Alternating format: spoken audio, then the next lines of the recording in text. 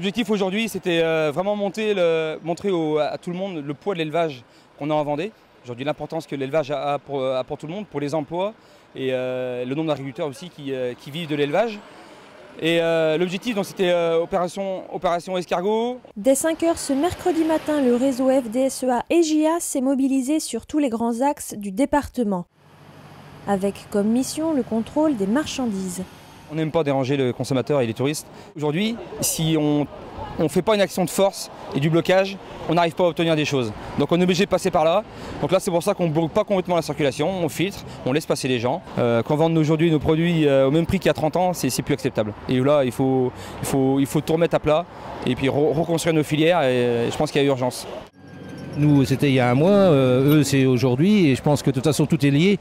Et malheureusement, aujourd'hui, la France, c'est vrai, toute la France qui va être liée tout ensemble. Si l'agriculture ne va pas, c'est le premier maillon de la chaîne. Donc, quand le bâtiment va, l'agriculture va, enfin, tout va bien.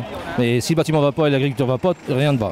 À la mi-journée, l'opération escargot est levée à La Roche-sur-Yon. Seuls Chaland et Bouferré poursuivent le filtrage dans l'après-midi. Brice Guyot, président de la FDSEA, réagit à chaud suite aux annonces faites par le ministre de l'Agriculture. Des annonces qui ne sont pas à la hauteur de nos attentes, des annonces qui sont sur des plans de désendettement, des plans d'investissement, des reports de cotisation, des prises en charge d'intérêts.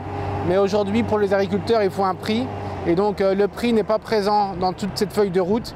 Et pour nous, c'est vraiment ce qui nous manque. C'est pour ça qu'on continuera les actions les semaines à venir pour maintenir la pression sur les transformateurs, sur les opérateurs, sur les distributeurs qui ne jouent pas le jeu pour que les prix remontent à leur juste valeur. Nous allons étudier les 24 mesures point par point pour essayer de voir comment elles peuvent correspondre aux agriculteurs et savoir si on n'en laisse pas de côté. Et derrière, pour nous, c'est primordial de mettre en place d'autres mesures pour le prix.